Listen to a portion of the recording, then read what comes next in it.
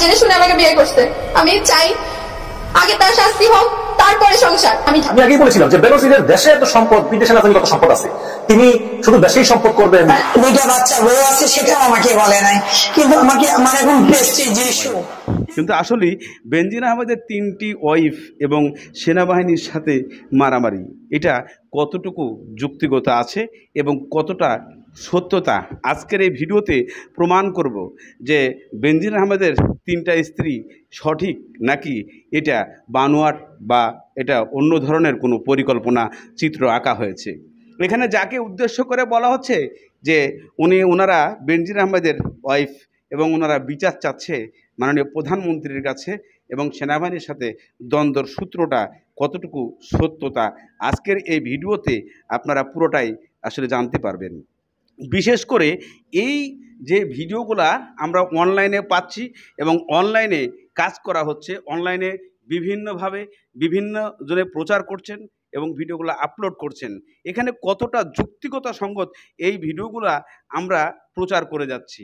আসলে এখানে আমরা তালকে তিল করে বারবার আমরা দেখাতে চলেছি এই ঘিটি ঘটনাগুলা, কিন্তু আসলে এর সত্যতার মূল কোথায় আজকের ভিডিওতে আপনাদেরকে প্রমাণ করে আমি দেখিয়ে দিব যে আজকের এই ভিডিওর সত্যতা কোথায়। এদিকে এই যে মেয়ে দুইটি কান্নাকাটি করছে এবং বিচার চাচ্ছে, এর সত্যতা জানতে আমাদেরকে লাইভে চলে যেতে হবে। চলুন আমরা লাইভে গিয়ে তাদের কিছু বক্তব্য শুনি, তাহলে বুঝতে পারবো কতটুকু কি ঘটনা। সে সুযোগ নিয়ে আমাকে ইউজ করার জন্য বিয়ে করছে, আমার টাকা হাতানোর জন্য, কিন্তু আমার এত টাকা নাই। সে 2.5-3 কোটি টাকা দামের গাড়ি ইউজ করে আমার বাসার গ্যারেজের সিসি ক্যামেরা ফুটেজ চেক করলে আপনারা সবাই দেখতে পারবেন। সে কিন্তু আমার বয়ফ্রেন্ড না, আমার পাস্ট ছিল, প্রত্যেকটা মেয়ের পাস্ট আছে। সে পাস্ট জেনে শুনে আমাকে বিয়ে করছে। আমি চাই আগে তার শাস্তি হোক, তারপরে সংসার। আমি ঢাকা মেডিকেলের ওসিসিতে ছিলাম।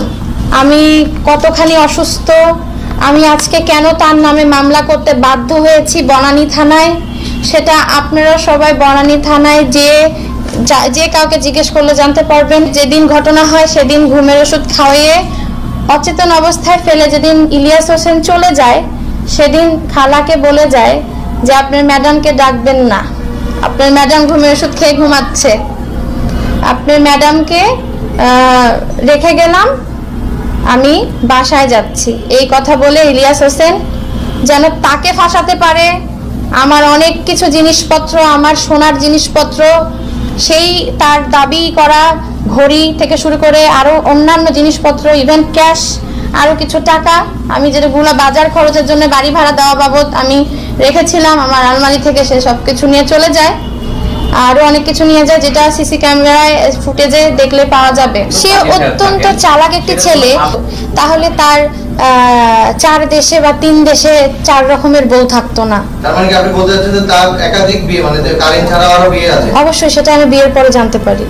তার নিশাদ তাবাসসুম আলম নামের একটা মেয়ে, যে হচ্ছে আমেরিকান প্রবাসী, সে আমেরিকায় থাকে, তার প্রথম বউ। তখনও নাকি গণমাধ্যমে বিভিন্ন নিউজ হয়েছিল, বাট এই জিনিসটা কয়েক বছর আগের, এই জন্য আমি জিনিসটা জানতাম না।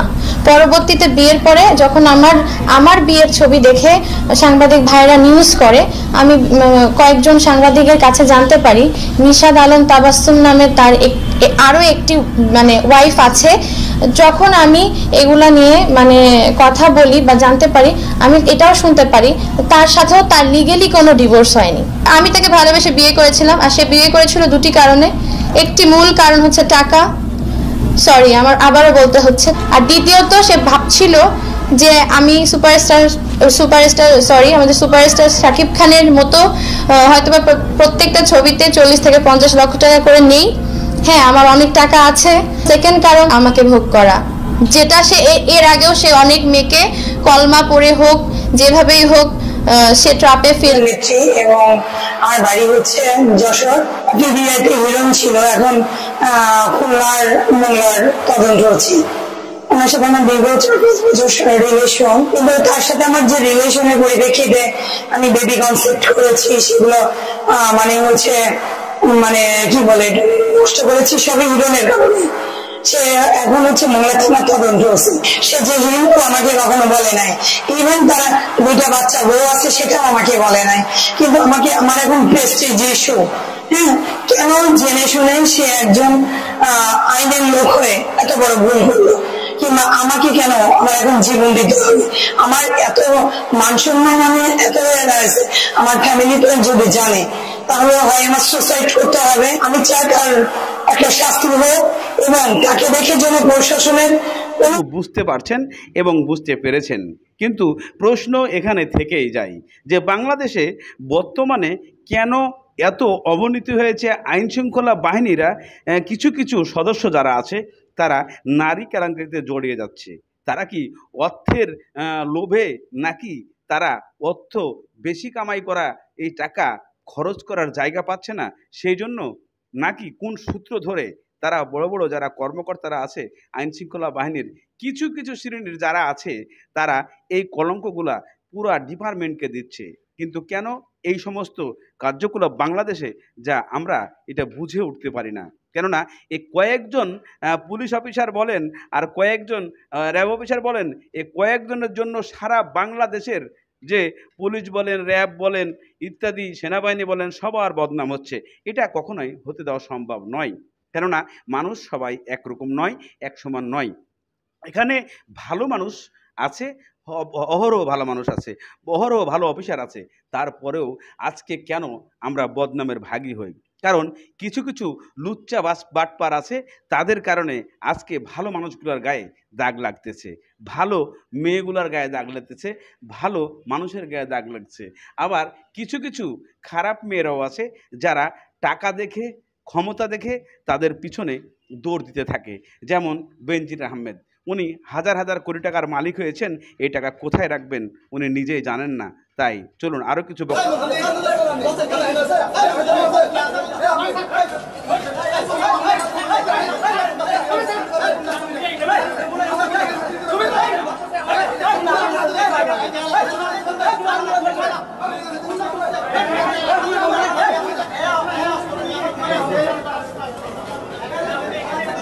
এই যে আর্মি এখন পরিস্থিতি, একটা মহিলা মারা গেছে কিছুদিন, প্রায় 2 মাস পরে মারা গেছে।